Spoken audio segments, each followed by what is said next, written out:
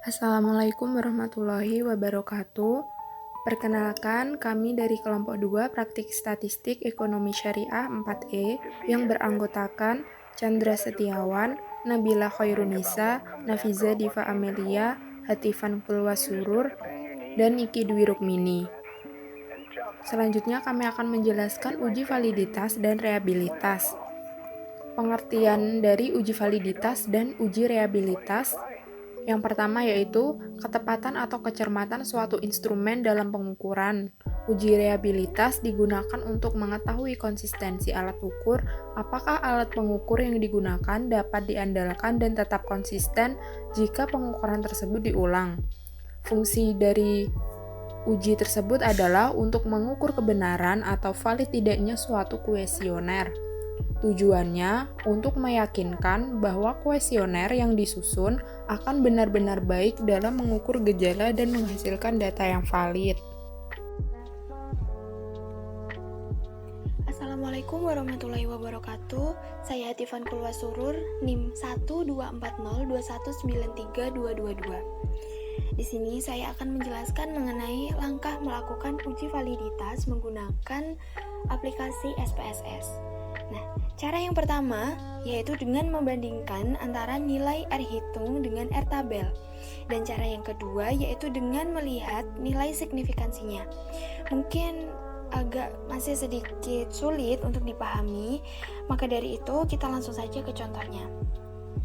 Di sini aku sudah sediakan datanya dan di sini aku beri nama X1.1, X1.2 dan seterusnya.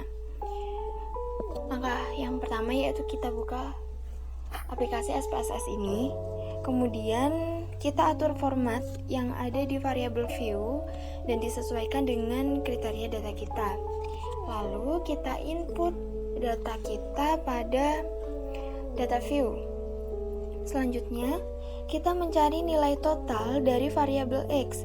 Caranya klik menu transform dan compute variable. Nah, akan muncul kotak dialog seperti ini, lalu lakukan pengisian di kolom target variabel. Di kolom target variabel aku isi X1 total dan pada numeric expression aku isi X1.1 plus X1.2 dan seterusnya. Lalu klik OK. Nah, kita kembali lagi pada data view. Nah, ini ada penambahan kolom baru yaitu kolom X1 total. Selanjutnya, kita akan mencari nilai R statistik atau R hitung. Caranya kita klik analyze, kemudian correlate dan bivariate. Akan muncul dialog seperti ini. Lalu pindahkan semua item variabel. Tadi variabel-variabel seperti ini ada di sini. Lalu semua kita pindahkan ke kolom variables. Jangan lupa pada correlation coefficient kita centang percent, kemudian bawahnya tuh tilde, lalu flag significant correlation juga dicentang dan klik OK. Nah, akan muncul hasilnya. Perhatikan pada kolom correlation. Nilai yang akan kita uji adalah nilai pada kolom paling bawah bagian X1 total. Nah, ini yaitu percent correlation. Kemudian selanjutnya kita uji interpretasinya. Kita akan menginterpretasikan atau menjelaskan hasil pengujian kita yang di atas. Dan dari sini kita akan melihat jawaban dari hasil pengujian kita yang baru. Pertama-tama, kita harus mencari nilai R terlebih dahulu. Nilai R tabel maksudnya. Nilai R tabel terlebih dahulu. Nilai R tabel di sini. Nah, sesuai ketentuan dari DF N-2 0,05, N adalah jumlah data yang diuji. Jadi, untuk mencari nilai R tabel, kita menggunakan ketentuan R tabel ini, DF, kemudian data kita tadi berjumlah 13, kemudian dikurangi 2, kan sama dengan 11. Nah, 11 tuh. 11 Terus 0,05 sama dengan 0,5529. Di sini 11. Kemudian pada 0,05 ketemu 0,5529. Kemudian kedua, bandingkan nilai R tabel dan R hitung tersebut sesuai kriteria pengujian. Kita lihat pada ini X1. X1 di sini ketemu 0,781. 0,781 dengan 0,552 itu kan lebih besar 0,781. Nah, maka H0 diterima, artinya alat ukur yang digunakan valid. Pada X1.2 ketemu 0,764. Itu lebih besar daripada 0,552 tadi, maka H0 diterima, artinya alat ukur yang digunakan juga valid. Nah, di sini sudah saya simpulkan kalau X1.3 hasilnya juga valid, X1.4 juga valid, sampai seterusnya valid. Nah, kalian itu harus melihat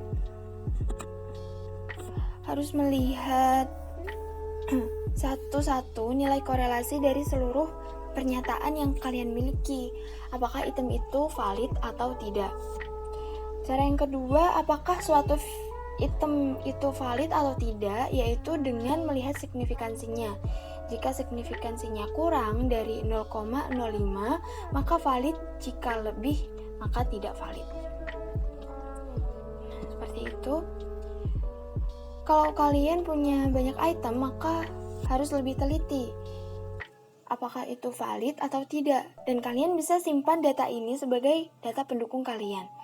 Misalnya, seperti kalian itu memiliki item ataupun pernyataan yang banyak atau sekitar 50 ke atas atau mungkin ratusan item.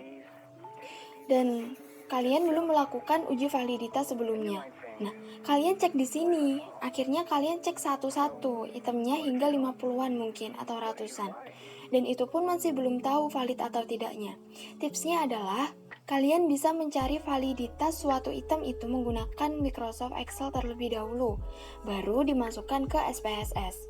Tujuannya biar lebih mudah. Kenapa lebih mudah? Di Excel kita bisa memilih bagian mana yang valid atau tidak. Kita seleksi, kemudian kita pilih yang validnya saja. Lalu kita uji validitasnya di SPSS seperti ini. Otomatis kita tidak perlu mengecek sampai detail banyak sampai 10 ratusan ataupun karena item kita memang sudah valid. Jadi kita hanya cukup melakukan uji satu kali validitas saja di SPSS gitu. Nah, sekarang kita sudah mengetahui kevalidan dalam mengukur dan memperoleh data penelitian dari para responden. Kira-kira seperti itu. Hasilnya valid semua. Terima kasih. Itu saja yang dapat saya sampaikan. Mohon maaf jika ada yang salah. Wassalamualaikum warahmatullahi wabarakatuh. Saya Nabila Kaurunisa, NIM 208 akan menjelaskan tentang cara melakukan uji reliabilitas dengan SPSS.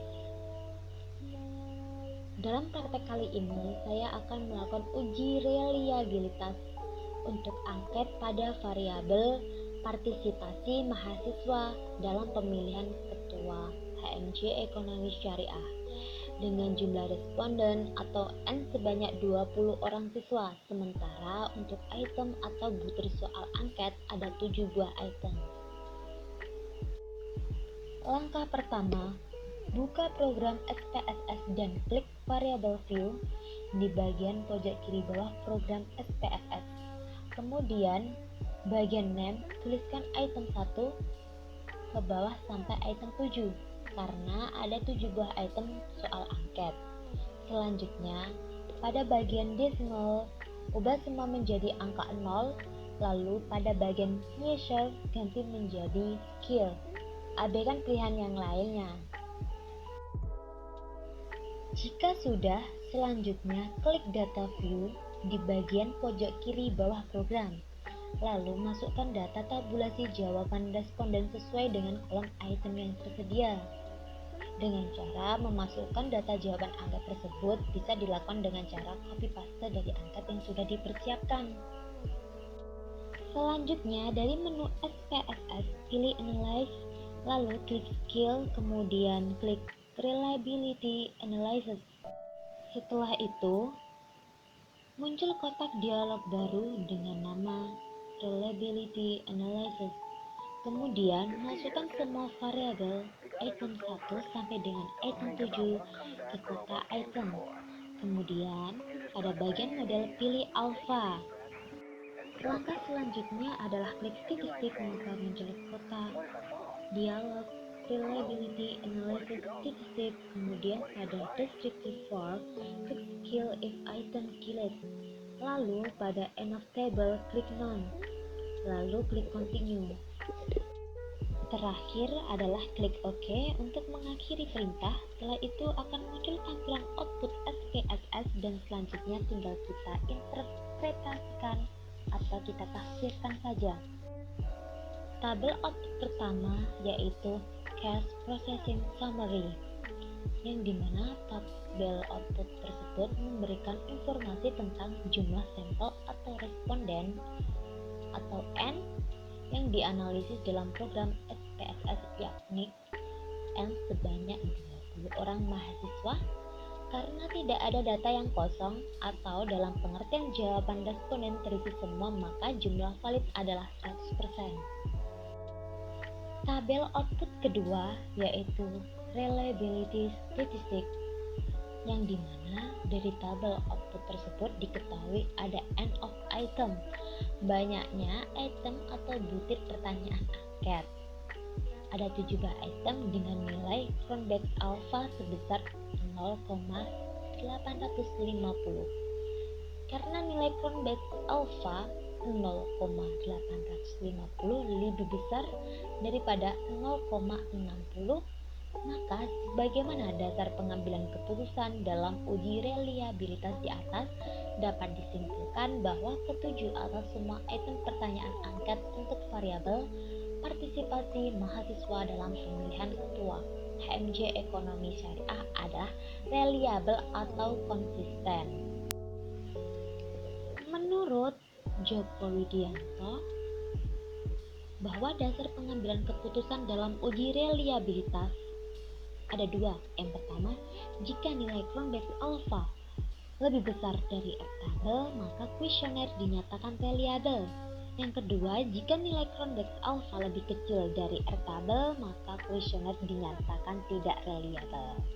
Berdasarkan output reliability statistik di atas diketahui nilai Cronbach's alpha adalah sebesar 0,850.